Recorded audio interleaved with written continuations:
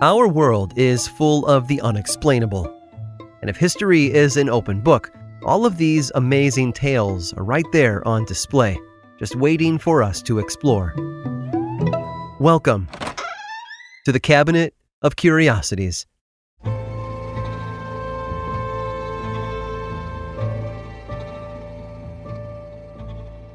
In war, a soldier's primary goals are to kill the enemy and stay alive. During the Civil War, however, that second part wasn't so easy.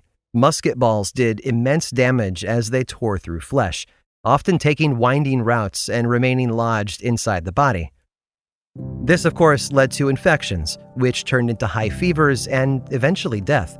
Treatment was rudimentary and scarce. Many people who survived lost limbs to gangrene, and penicillin hadn't been discovered yet.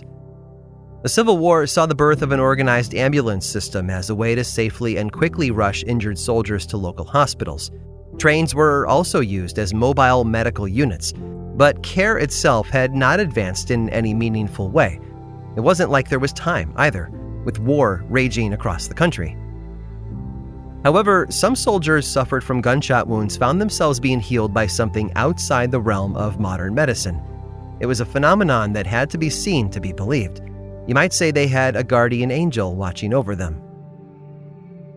In early April of 1862, over 40,000 Union soldiers had been camped out along the Tennessee River near the little town of Shiloh. A second division of roughly 20,000 additional troops were on their way, but the Union soldiers, led by Ulysses S. Grant, had no idea what was coming. Meanwhile, 40,000 Confederate troops were moving in from the south, hoping to catch Union forces off guard. On the morning of April 6th, Confederate soldiers emerged from the nearby woods and surprised Grant's army, beginning what would become the bloodiest battle of the war. The Battle of Shiloh lasted 2 days. Between both sides, over 23,000 lives were lost, more casualties than in any other battle in American history up to that moment. The surprise attack didn't matter anyway. The Confederates, with their antiquated weapons, were forced to retreat while both sides tended to their dead and wounded. The night after the fight, rains started moving into the area. The soil turned to mud. Injured soldiers waited for medical support. And then they noticed something odd about their wounds. They were glowing. No one had expected it. Being in the middle of nowhere with no access to proper medicine, as limited as it was at the time, didn't leave them feeling hopeful, but a miraculous thing was happening. The soldiers whose wounds had emitted a soft blue glow survived more often than those whose wounds had not. They healed faster. There were fewer cases of infection and amputations. Those who witnessed it started referring to it as angel's glow. If only it had been that divine. Sadly, angels had not descended upon Shiloh to save the Union troops. In fact, the truth about their glowing wounds had nothing to do with guardian angels at all. As it turned out, the whole area was crawling with nematodes, tiny worms that ate insect larvae they found in the mud. Well, they didn't exactly eat the larvae. They burrowed inside it and then vomited up a special kind of bacteria called Photohorabdus luminescens. And the bacteria was special for 2 reasons. First, it killed the larvae from the inside for the nematodes to eat. And secondly, it gave off a soft blue glow. And that's what the soldiers were seeing. Glowing blue bacteria thrown up by hungry worms inside their wounds. Kind of gross, I know, but that's not all. The bacteria didn't just eat insect larvae. It ate pretty much anything in its path, including other bacteria that might have caused infections. Those soldiers had survived at a much higher rate than the rest of the army did because of nematode vomit. The medical profession might not have learned much about proper care during the worst of the Civil War, but the soldiers sure learned something else. A cure could always be found in nature, even in the most unlikely of places.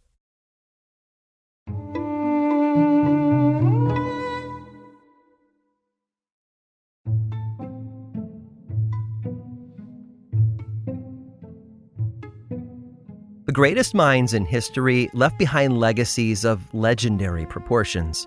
Albert Einstein's theories and research have contributed to some of the most important scientific discoveries of the last 60 years. Leonardo da Vinci's art has influenced not just other artists all over the world, but inventors as well. And William Shakespeare's impact on literature and theater continues to inspire new generations of writers everywhere. However, their work is only part of their genius. We'll never know their hopes and dreams, the passing thoughts that might have changed the world if they had been explored. If only there had been some way to peek inside their minds. Well, one man may have done exactly that in 1794, kicking off over 200 years of rumor about what happened to one of the most important historical figures of all time. His name was Dr. Frank Chambers. For years, he kept a diary of his day-to-day life, and it was in this record that he wrote some entries about a bold endeavor that he had undertaken. You see, he wanted something that belonged to a famous literary figure, the aforementioned Bard of Stratford-upon-Avon, William Shakespeare. Shakespeare had died almost 2 centuries prior, in 1616, and his body had been buried in the Church of the Holy Trinity, about 100 miles northwest of London. So Dr. Chambers led a team of grave robbers into the church one night with a plan to dig up Shakespeare's body. They weren't after jewels, though, or even a quill pen he might have been buried with. No, they wanted something else. A piece of the man himself, specifically his skull. And according to the stories, Chambers was successful in his pursuit, and reportedly later sold the skull for 300 British pounds. But something about these stories never seemed to add up. To a lot of historians, it just seemed too outlandish to be true. Shakespeare's grave had been unmarked, so successfully finding it in the dark seemed like a fool's errand. There was also the inscription meant to warn away potential robbers.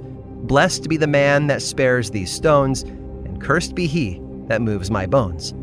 That should have been enough to give anyone pause. But not Dr. Chambers. Allegedly, of course. In his explanation of his exploits, the intrepid thief made note of several specific details. For example, he claimed Shakespeare was not buried in a coffin, but wrapped in cloth and placed into a shallow grave. That only lessened the credibility of his story.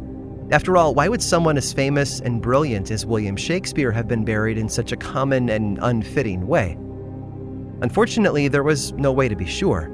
The church would not let anyone else exhume the body for verification, and they heeded the bard's final request that no one disturb his grave. And so for centuries, the rumors of Dr. Chambers' exploits persisted, although no one took them too seriously.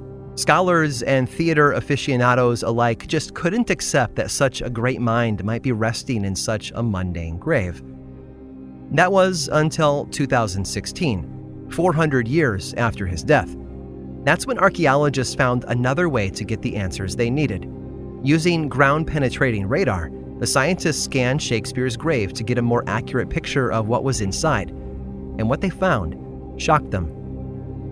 Dr. Chambers, who had sworn the truth about his outrageous claims regarding the writer's grave, had been right all along.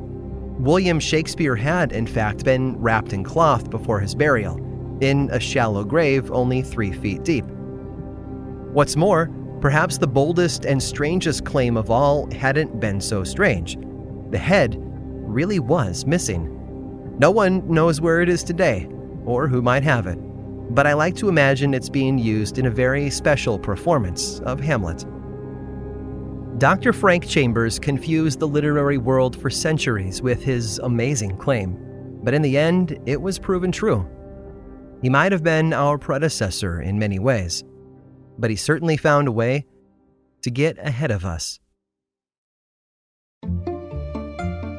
I hope you've enjoyed today's guided tour of the Cabinet of Curiosities. Subscribe for free on Apple Podcasts or learn more about the show by visiting curiositiespodcast.com. This show was created by me, Aaron Mahnke, in partnership with How Stuff Works. I make another award-winning show called Lore, which is a podcast, book series, and television show, and you can learn all about it over at theworldoflore.com. And until next time, stay curious.